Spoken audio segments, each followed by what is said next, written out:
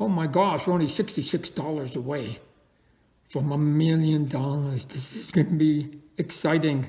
We're only, oh my gosh, what does that mean?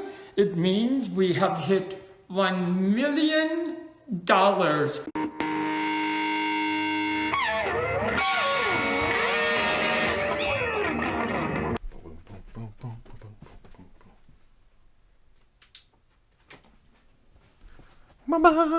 Okay, people, welcome back to another Fwoosh Weekly. As always, I'm Robo, and man, how's everybody holding up? It's another week in toys. It's not super packed with news.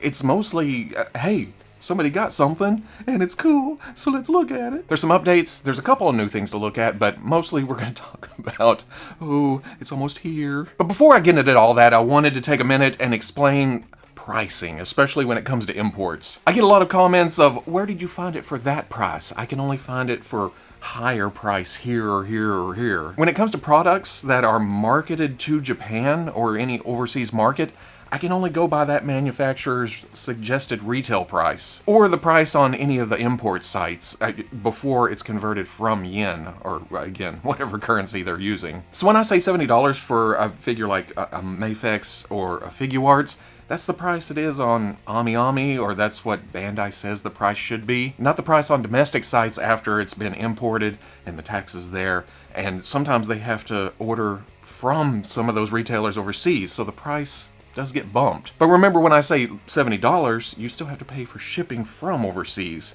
Balances out. Those are overseas products. I have to go with the MSRP. Get it? Got it?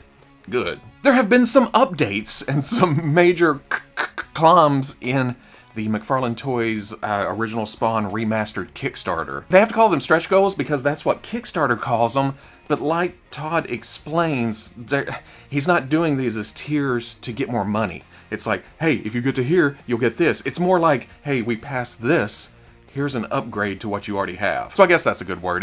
They're upgrades. And when you pass the $1.5 million mark on Kickstarter, you can call them whatever the hell you want. There's not a lot of need to entice people, even though the simple fact of upgrading stuff you've already bought does entice more buyers. So, I mean, it's kind of working all together like one beautiful mess. Now, at 1 million, he announced that the 3-packs now get 5 heads, and if you went by the beginning of the Kickstarter, it was already assumed that you got the 5 heads with the 3-pack. That was an error or something, but I guess this is confirmation that you get all 5 heads with that 3-pack. And I'm not going to go into detail and stuff, that was in the last weekly. If you want to see all that, see what heads the campaign started with, and what you get with each version, because essentially I can explain that right now, but it's about to change with the other upgrades. Also, all the single packs and the 3-pack will come with grip hands to hold the weapons that it was already coming with, so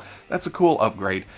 Much needed. In fact, when we first saw it, it was like, how are you gonna hold that plank with a nail? At 1.2 million, he upgraded the rubber chains to actual metal chains. He went through and showed some of the other figures that have the rubber chains, and I don't know, that some people prefer the rubber chains because they stay in place, and some people prefer metal chains because they go all over, can be used. You can string some bendy wire through it, whatever you want to do. To me, I'll go metal every time. This one's kind of confusing. 1.4 million, he upgraded the 3-pack to have 3 different weapons along with the plank with the nail in it. Now, they're still prototyping, they're still working on it. They don't know which weapons are going to come with which figure.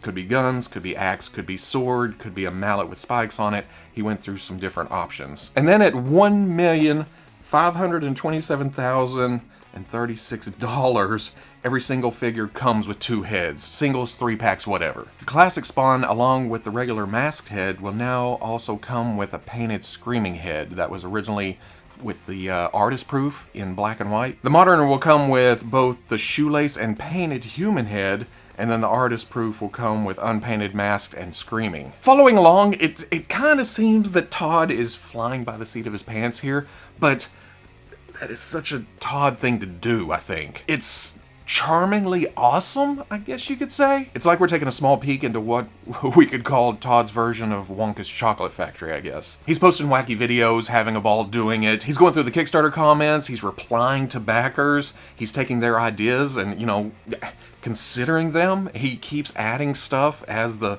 campaign just blasts up and up. In a perfect world, though, he'll get a actual physical prototype in hand before the end of the Kickstarter. I think that'll put a lot of people over the edge. Actually see and answer the questions to what the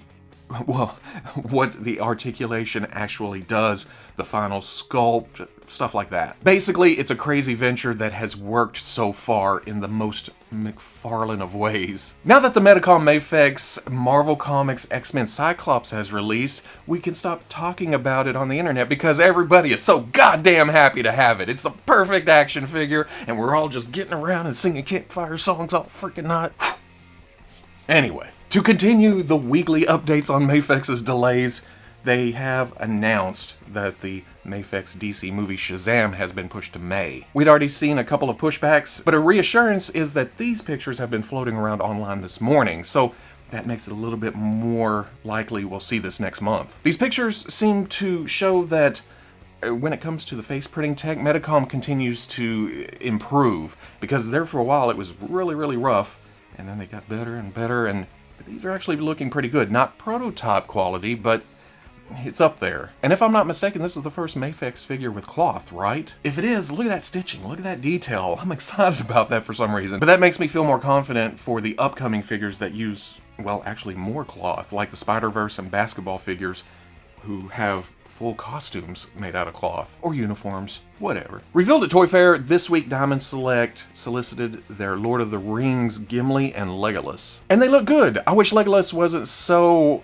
arced back, but I can't deny that the detail and paintwork are awesome, especially on Gimli. I love the shading work. Hopefully that comes out on the final product, but still, the sculpt, the paint, the overall look, very detailed. And I didn't get the Toy Biz stuff back in the day. That's back, you know, when I was young and thought, I can only collect one line at a time. Young and naive. The buildable figure is a 13-inch Sauron who will be spread out between these two figures, and then wave two figures, and then the two figures in wave 3. $25 and should hit in the fall. When it comes to Figma, I have a certain style in my head. A kind of animated, a little bit soft. I don't say that in a bad way, you know what I mean? That's just usually how it comes across to me, which really works when it's based on an animated property. But hell, I love my Figma Deadpool. It's that style, you know? Take, for example, the Ghost in the Shell standalone complex Bateau. Obviously, just because I had to read that, I do not know this property at all. But doing a quick Google search, it seems like this figure matches the style of the show. And looking at it, you can automatically tell, oh, it's a Figma. It's got those joints, it's got that style, it's got that sheen. Even the look of the plastic, you can oh, that's good Smile Company. Includes a handgun, assault rifle, and cigarette, along with 3 face plates. One standard, one shouting, and one smiling that you can apparently show the cigarette into too. $72 releases in December. Now on the opposite side of the spectrum, when I think of Figma, there is the Sekiro from Sekiro Shadows Die Twice. Again, I don't know the game, but looking at this, it made me go watch some gameplay, it made me want the game, and it made me want the figure, just because it strays a little away from what I think of when it comes to Figma. It seems to match the proportions of the game, which honestly aren't the most realistic in the first place, but it's the super detailed sculpt and the gritty paint job that throws me. It throws me actually into it, you know? Oh, I didn't want this. Now, I'm not saying Figma hasn't done this before. Maybe they have, but they don't seem to do it very often if they do. There's a regular edition that comes with just his blade and a grappling hook for, how much was it? $80. But then there's also a DX edition loaded down with accessories, and that is for $102. Again, those are overseas prices, remember that. One of Mezco's nifty little surprises at Toy Fair was the 1/12 Collective Rumble Society Baron Benz. Basically looking like a Jack Kirby inspired scuba diver. The colors and the design just leapt out at you. And you saw it in the case and you thought, oh, well, that's kind of cool. Especially with the awesome looking fishes all swimming around them. That's my fish impression. I know, you thought you were underwater there for a second. It's amazing. But this week we saw the actual solicitation of this member of the Order of the Holy Divers. Yeah, that's what I thought too. Now, as cool as it looks, I'm not quite sold. Veebs is into the Rumble Society stuff. It's a nice offshoot thing, but me, I usually stick to the big guns, the Marvel, the DC. But when they started posting the promotional images, I was flipping through them. I was like, okay, cool. What's that? That just looks like some good old-fashioned Scooby-Doo fun waiting to happen. But I was holding firm. Nope, not gonna get them. I can't. I'm trying to cut back. And then this. I see the alternate head and it just clicks, you know? I don't know. I guess I don't like elongated helmets. Seeing it short like this, I can use this as like a wacky villain for Aquaman or Submariner. Somebody underwater. It adds just a little bit of sinister, just enough sinister to the overall design that I can fudge it into another display. The set is, well, it was a Mezco exclusive, and it includes several sets of various tubes, a water display to use as a stand for the 4 Aquaticons. Aquaticons. Yeah, that's awesome. Alternate hands, the Way of Woes, the Omniglaive, and then, of course, the 2 heads. This is also called a swag set because it comes with both a mini comic, a mini comic, and a t-shirt of Baron Benz and the Aquaticons, coming soon to arena near you, when, I guess, arenas are a thing again. But also an Order of the Holy Divers signet pin. Because of the extra swag, though, the price was bumped to $112. And if you noticed, I keep referring to this in the past tense. This pre-order is now on waitlist status. It's pre-sold out on the Mezco site, and again, Mezco exclusive. It's gonna be kind of hard to get. Those crazy Mezco exclusives. A couple of weeks ago, Brian Flynn did a few video updates for various upcoming Super 7 product, and in the Teenage Mutant Ninja Turtles Ultimates video, he showed that Splinter was coming with a cloth robe and elastic belt, instead of the originally solicited rubber robe with the sculpted-on belt that looked way more accurate to the toy. Nothing was mentioned about the change in the video, so it was left for, you know, the community at large to question what happened. Thankfully, yesterday Brian did a Q&A and all that was put to rest. We are actually getting both versions in the release. So if you wanted one or the other, or you were feeling like there were some shady dealings going on, rest easy. The Rat has options. And in case you thought I missed it, Ultimates! Last week we saw the Hasbro Star Wars Black Series The Mandalorian The Child pop up on eBay, and then this week Hasbro quickly followed up with new promotional images of that same figure. Nothing new, just a better look overall. The package is like the Porgs from a while back. So small, so cute. And yes, this is one of the few instances where I actually kept a packaging because, like I said, so cute. The loose pick also shows the fine hair that is kind of painted on top of the head, and it also shows the accessories like the gear shift knob from the Razor's crest and the bowl. And they're using the bowl to hold the gear shift knob. But knowing what I know about toys, I guarantee that's getting lost to the Bermuda carpet triangle as soon as I open that package.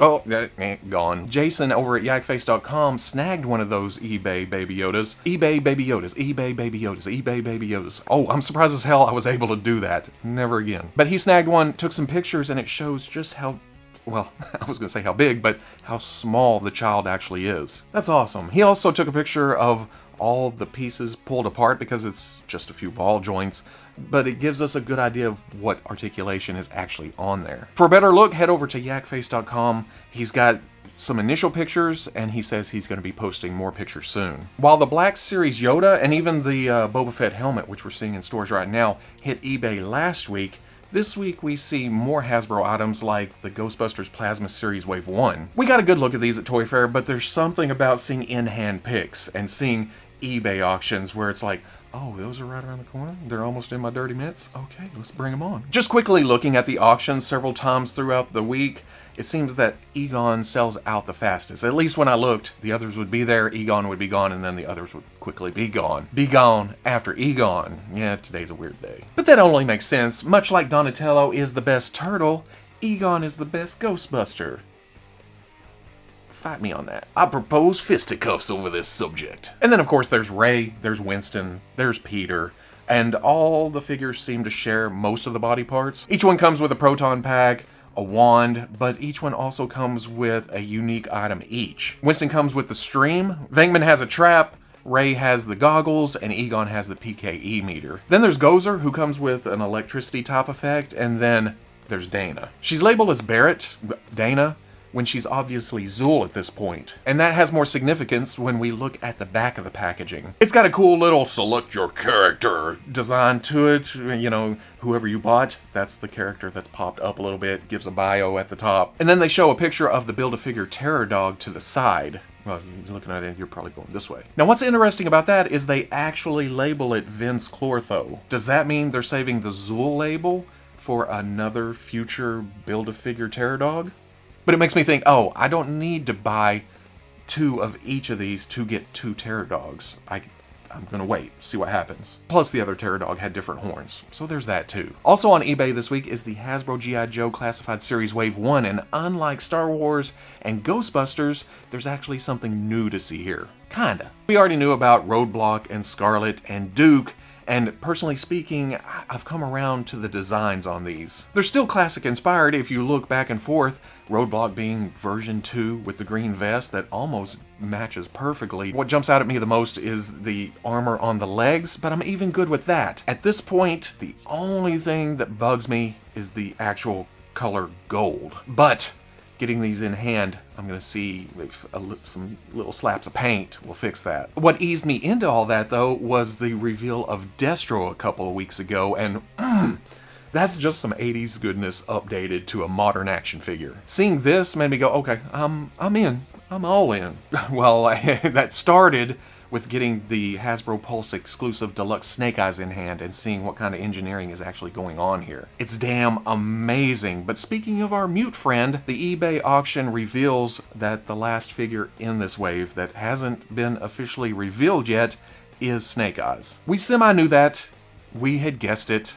We were expecting it, so it's no surprise. But we were wondering if it would actually be different, and looking at the package, it actually is. First off, you see it's all in black. Well, there's some silver, there's a little bit of red here and there, but where the deluxe version is gray, or is it green, or is it tan, or is it some other color? Whatever color it is, it's a contrast against the various black parts. Here, black. From the visored head to the ninja toes. The backpack is in a matching black because that's where you go with Snake Eyes. It doesn't have any of the alternate hands, and they switched out the Uzi and pistol for more laser type weapons. Now I'm in the camp that thinks an Uzi is essential for Snake Eyes, but at the same time, back in the day, they sure shot a lot of space-type laser guns in the cartoon. So I'm good with this. But if you don't have that deluxe Snake Eyes with the Uzi and the pistol, this may hurt a little bit more because all you have are these, whatever the hell these things are.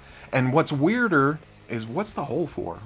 It's in both weapons. It seems to be the same size hole. Is that to plug into the backpack, the peg sticking out for the sword sheath? But speaking of that, it does come with the same sword, the same sheath, and the same knife. The back of the package is just the same poster we saw at Toy Fair showing what we can probably expect from this line in the future, but man, makes me miss the file cards, you know? Overall though, this being all in black, even though I have the deluxe version, I can fit this on the shelf too. It's a different look for Snake Eyes. We're probably gonna get more, and I'm okay with, you know, the Snake Eyes armory being somewhere. What that means for Hasbro products like Star Wars, like Ghostbusters, like G.I.Joe is that, and further confirmed by these being on eBay right now, is that they will probably hit their release dates. From what I understand, these were already in the production process when the world took a turn for the worse. I don't think the new Ghostbusters movie being pushed back will affect the release of this wave, because this is just like a teaser.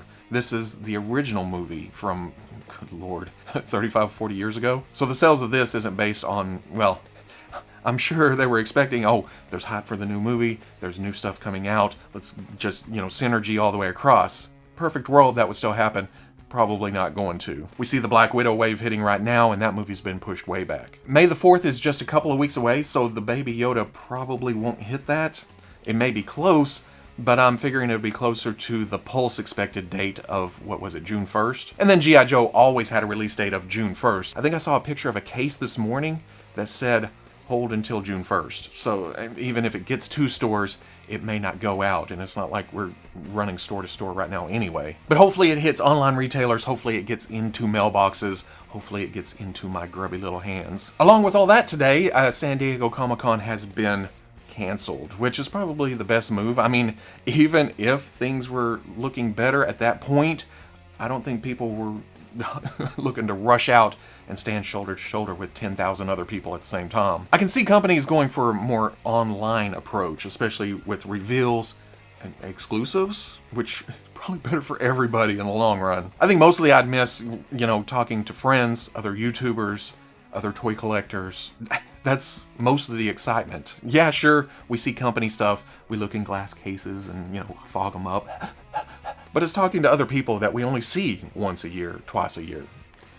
That's the biggie for me. So with that announcement, I think I'm going to try to hit up some friends on here, try to, do something on the weekends, or see what's going on. I don't know. Yeah, we'll figure it out. But if you enjoyed this Fwoosh Weekly, comment, like, subscribe. Much love to the plus. Right now, Dorkside Toys is doing a weekly contest for free toys. So if you're interested in that, or helping out the channel, or just want to see videos a little bit early, patreon.com. But wherever you may be watching this, I'll always catch you on Fwoosh. Do do do do do do do do.